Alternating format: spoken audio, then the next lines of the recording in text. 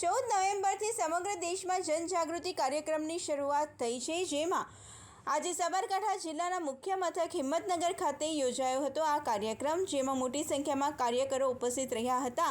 તો કોંગ્રેસ પ્રભારી ડૉક્ટર રઘુ શર્માજી, પ્રદેશ પ્રમુખ અમિત ચાવડા, કાર્યકારી પ્રમુખ હાર્દિક પટેલ, વિપક્ષના નેતા પરેશ ધાનાણીએ પણ હાજરી આપી હતી। આ વખતે કોંગ્રેસ એકજૂથ બનીને અનુશાસન સાથે ચૂંટણી લડશે। ભાજપ દ્વારા મોંઘવારી વધારી છે, જે વાયદા કર્યા હતા તે પૂરા નથી કર્યા। પેટ્રોલ ડીઝલ સહિત અનાજ, તેલ, ગેસની બોટલમાં ભાવ વધારો સહિતના મુદ્દાઓને લઈ આ વખતે કોંગ્રેસ મતદારો પાસે જઈશું। તો જે કોંગ્રેસ છોડી ગયા છે પણ પરત આવ્યા છે અને જવાવાળા લોકોથી કોંગ્રેસ કમજોર નથી બની।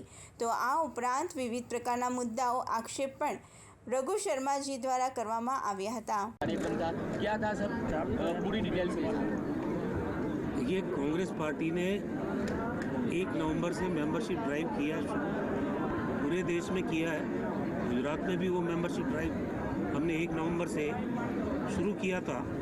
अब हम जिला मुख्यालय पे पहुंच रहे हैं और वहाँ भी मेंबरशिप ड्राइव को गति देने का काम कर रहे हैं। दूसरा, जो मुद्दे आज गुजरात के सामने हैं या देश के सामने है, हर राज्य में 14 तारीख से लेके और 29 तारीख तक एक 15 दिन का कार्यक्रम जन जागृति का कार्यक्रम कांग्रेस पार्टी ने दिया है। कांग्रेस पार्टी के नेता लोग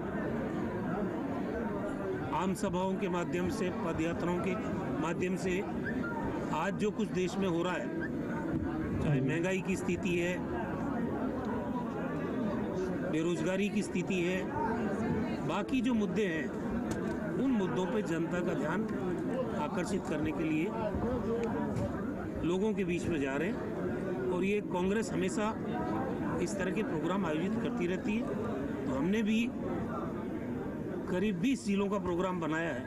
कल हम बनासकांठा में और पाटन जिले में थे और आज साबरकांठा में। उसी प्रोग्राम के तहत हम लोग सब यहाँ आए। खास करके सर बात की जाए तो राहुल गांधी ने बीच में निवेदन दिया था, बिहार में दिया था, यूपी में निवेदन है प्रियंका जी का। कांग्रेस अकेले हाथों सारे ज़िलों में, सारे राज्यों में चुनाव लड़ेगी, क्या गुजरात में अकेले हाथों में लड़ेगी? देखिए, ये तो चुनाव के समय निर्णय करने वाली बातें होती है। अभी गुजरात में 1 साल है चुनाव का, और पिछली बार भी हमने सिर्फ बीटीपी से समझौता किया था, बाकी नहीं किया था। खास करके सर बात की जाए तो गुजरात में कहा जाता है कांग्रेस को हराती है। गुटबाजी जिस तरह से चल रही है उसके बारे में क्या कहेंगे? पार्टी अनुशासन से चलती है, कोई अनुशासनहीनता बर्दाश्त नहीं की जाएगी, ये आप मान के चलिए, क्योंकि बहुत हो चुका है। इस अनुशासनहीनता की कीमत अगर पार्टी को चुकानी पड़े तो वो अनुशासनहीनता क्यों बर्दाश्त की जाए। इसलिए कांग्रेस एकजुट भी रहेगी, एक दूसरे की टांग खींचने का काम भी नहीं होगा, और एक अनुशासन के साथ आने वाले 2022 के चुनाव की जो चुनौती है उसको हम लड़ेंगे।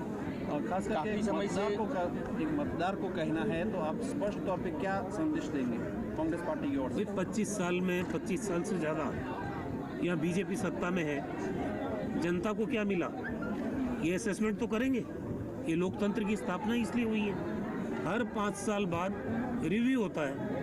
अब इतना रिव्यू हो चुका है, हर चुनाव में ये जीत के आ रहे हैं। कम से कम ये तो तय हो कि इन 25-26 सालों में, 27 सालों में ये बेरोजगारी का इंडेक्स कहाँ से कहाँ पहुँचा है, महंगाई का इंडेक्स कहाँ से कहाँ पहुँचा है। जो गरीब आदमी है,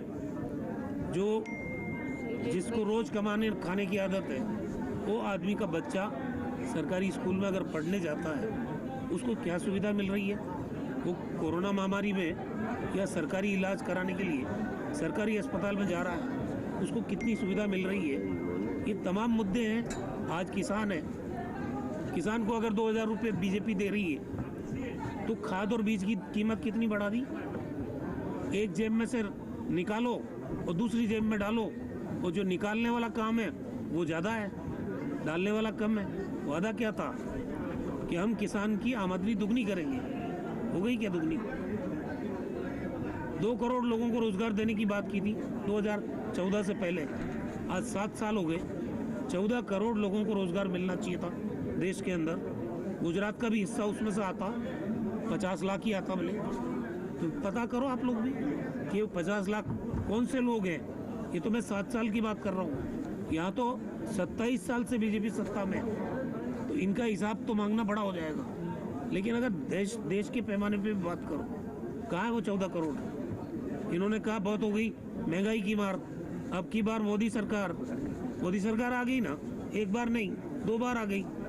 अब वो गैस का सिलेंडर 1000 रुपये में क्यों मिल रहा है? पेट्रोल और डीजल के दाम जितने आपने बढ़ाए, आपने 5 रुपये और 10 रुपये कम किए, लेकिन बढ़ाए कितने हैं? ये सब चीज़ों को प्रभावित करता है। आपका खाने का तेल है, सब्जियां हैं, दाल है। आज आम आदमी गुजर बसर करने के लिए उसको बहुत तकलीफ हो रही है। तो ये मुद्दे ऐसे हैं जो जनता के बीच में लेके जाएंगे। काफ़ी समय से गुजरात कांग्रेस के नेतृत्व की बात चल रही है, आगामी सुकान किसके पास रहेगा? नहीं, कहाँ चल रही है? ये बैठे हैं प्रदेश अध्यक्ष। सोशल मीडिया एवं सभी पे चल रहा है, नया संगठन आएगा, क्या होगा? ये आएगा चीज़ें क्यों? एक्चुअली अभी हमारे प्रदेश अध्यक्ष सामने बैठे हैं, CLP लीडर बैठे हैं। अगर परिवर्तन होगा तो आपको मालूम पड़ जाएगा। लेकिन इस आधार पर कांग्रेस का काम आप रोक दो कि अध्यक्ष बदल रहे हैं, CLP लीडर बदल रहे हैं, ये भी उचित नहीं है। सर, पिछले 6-7 महीने से आप पार्टी ने बहुत सारे युवा लोगों को अपनी ओर आकर्षित किया। उन्होंने कोरोना सर्वे देखिए, चुनाव के समय में और कई पार्टियां भी आएंगी। लेकिन कांग्रेस से कुछ कार्यकर्ता भी जुड़ गए आप में, तो मेरी बात सुनिए, ये चुनाव लड़ने वाली पार्टियां हैं, वो ये देश के कई राज्यों में जा रही हैं। अभी ये तो गुजरात की जनता को तय करना है नहीं, जब कि एक तरफ एक वैचारिक रूप से वैकल्पिक पार्टी उनके सामने है, यहाँ कांग्रेस और बीजेपी का मुकाबला है, ये सच्चाई है। अब ऐसे में कोई चुनाव के वक्त में अचानक आए और चुनाव लड़के गायब हो जाए, तो जनता उसके बारे में क्या फैसला करती है, ये तो प्रदेश की जनता के ऊपर। लेकिन सर, आप बूथ मैनेजमेंट का बात कर रहे हो। बूथ का जो कार्यकर्ता है कांग्रेस का, वही आप पार्टी का मेंबर बन जाएगा, तो आपको कितना नुकसान? ऐसा नहीं है। देखिए, ऐसा जो हुआ है जाने पिछले 6 महीने में कितने इस सारे 136 साल का इतिहास है कांग्रेस का, कितने लोग गए, जो जाने वाले लोग हैं वो दबे पांव वापस आए। इसलिए कांग्रेस जाने वालों से कभी कमजोर नहीं हुई है और ताकतवर हुई है। सर, दिल्ली में इसलिए इसकी चिंता नहीं करी। दिल्ली में जो निर्भया कांड हुआ था, उसके बाद बीजेपी ने काफी पूरे देश में हंगामा मचाया था। गुजरात में आए दिन छोटी बच्चों के साथ रेप हो रहा है और कई बच्चियों का मर्डर भी हो गया।